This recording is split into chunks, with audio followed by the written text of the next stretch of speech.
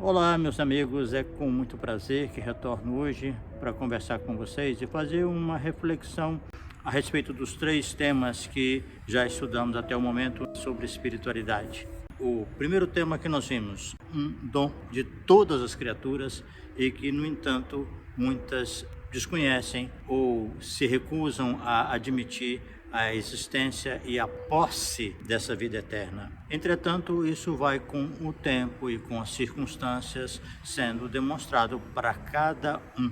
Inclusive porque após a morte, essa criatura vai entrar em contato com a sua própria sobrevivência e vai ter que reconhecer que é uma realidade. O estudo do assunto permite uma comparação com o sistema imunológico que existe em nós, mas que precisa ser utilizado a fim de mostrar a sua capacidade, porque o micro-organismo ao entrar no corpo estimula essa reação e aí uma série de etapas são cumpridas para criar a imunidade contra aquele agente. A vida eterna tem esse aspecto também. Podemos comparar como um tesouro que você tem guardado numa propriedade ou num banco que você pode utilizar, mas que depende sim da sua iniciativa. A posse da vida eterna está dentro da criatura, mas é preciso que ela saiba, que ela desenvolva a sua competência a fim de tirar todo o proveito que esse benefício, que essa outorga divina nos foi concedida. Esse patrimônio, esse dom, depende de você ser capaz de sobreviver às circunstâncias quando elas são muito desfavoráveis. É por isso que o Evangelho tem uma frase que merece ser vista com calma. Porque qualquer que quiser salvar a sua vida, perdê-la, mas qualquer que por amor de mim perder a sua vida, a salvará. O mim que aparece nessa frase não se refere a Jesus Cristo. Ele se refere a mim. Você pode perder a vida que você idealizou, que você imaginou, os propósitos, objetivos, metas, relações que você construiu e que estavam em desenvolvimento e, no entanto, não foi possível continuar por algum motivo. Eles se perderam, fracassaram. Perder essa vida por amor de mim significa: eu deixo isso aqui neste cemitério, guardo as boas lembranças e levo comigo. Mas se você se fixa, se você se paralisa, você morre naqueles objetivos que muitas vezes não vão se realizar. É preciso você ter amor por você mesmo e revitalizar-se. Você vai no tesouro da vida eterna e pega motivação, alegria, entusiasmo, prazer e segue adiante.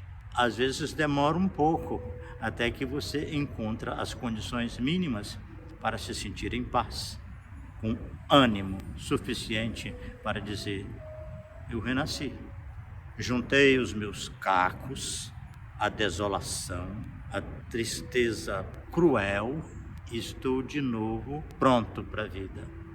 É muito interessante que esse patrimônio, essa riqueza imensa que Deus inseriu no íntimo de cada um de nós, é vista com essa reserva, com um certo desdém, ou principalmente com a ignorância de que ela realmente existe e se encontra no nosso espírito. Mas o outro fator da relação entre o espírito e o corpo, esse que é uma miragem, porque o corpo, na verdade, é o turbilhão que manifesta a nossa essência, o espírito, e é dinâmico, e é isso que o mantém, que é a absorção dos elementos, a captação dos elementos, a modificação ou a substituição daqueles que já ficaram no corpo por um período. Isso, nós vimos que isso é uma ilusão, porque esse corpo não existe da forma como a ciência, especialmente a medicina, superdimensiona, porque ele é apenas um reflexo. ele é muito útil, eu deixei isso muito claro, é que é preciso cuidar com muito carinho, com muito zelo, mas ele não tem essa capacidade, ele não tem a vitalidade em si mesmo, porque ela está no espírito. A vitalidade do espírito é que se manifesta no corpo. No entanto, vive-se a grande maioria das pessoas com uma crença ferrenha de que tem autonomia, as coisas acontecem nele, por causa dele e para ele, mas isso é um engano.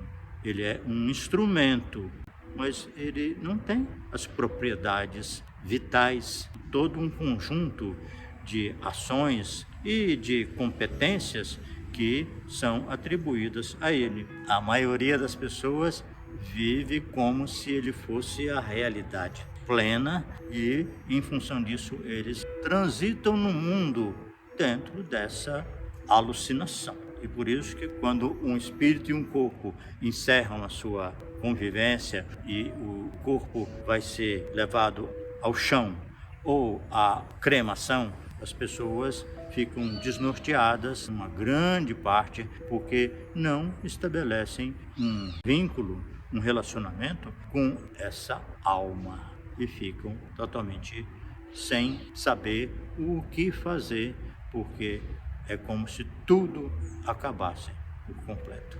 Então temos esse antagonismo muito interessante, que é, por um lado, recusar, negar, não acessar esse talento da vida eterna, e pelo outro, esse apego, essa fixação, essa alucinação doentia a uma coisa temporária e que é apenas uma manifestação do ser. É como se o corpo fosse um ator que representasse o personagem que está no fundo, que está numa outra dimensão, mas ele apenas se apresenta, ele encena, porque como vestimenta, como envoltório do espírito, desde aquelas entranhas, conforme eu falei, desde as partes das células, as pequeninas, as mais miúdas, que também se revestem. Essa encenação é duradoura. Em alguns casos, sabemos que são décadas e décadas em que a pessoa transita no mundo com esse envoltório, mas ele não é um ente em si mesmo, ele é apenas a projeção dessa criatura eterna que nos constitui e que tem esse envoltório através do qual ele se manifesta em seus pensamentos, sentimentos, hábitos, atitudes. Tudo o que é sinal de vida, de inteligência, de afeto, sai desse ser espiritual que tem esse revestimento orgânico. O terceiro tema, vamos ver o que o dicionário nos ajuda a entender como definição de paridade. Quando Jesus Cristo diz, eu e o Pai somos um, ele está dizendo que ele é paridade com o Pai e que todo filho é. Mas ser um com o Pai significa de igual natureza ou mesmo aspecto, estrutura, função, padrão, distribuição, etc. Nós temos a mesma natureza que Deus. Não significa que somos absolutamente iguais. Ser par, vamos pegar aqui um exemplo muito comum, um par de sapatos. Eles não são absolutamente iguais, porque um é para a direita, o outro para a esquerda, mas eles constituem um par. Uma bolinha de tênis e uma bola de futebol compõem um par, ou seja, nós temos a mesma natureza de Deus, os seus talentos, mas eles são colocados no Filho de uma forma diferenciada. O Filho tem imagem e semelhança, conforme já vimos, não só de aspecto, de aparência, mas também de funcionamento.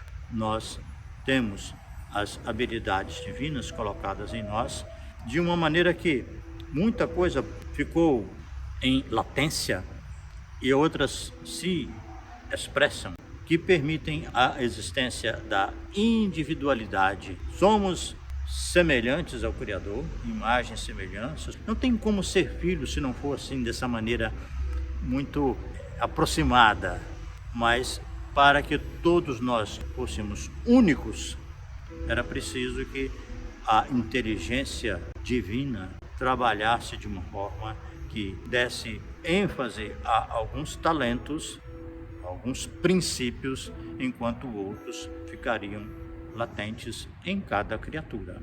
O filho herda características suficientes do pai para demonstrar a sua relação de paridade.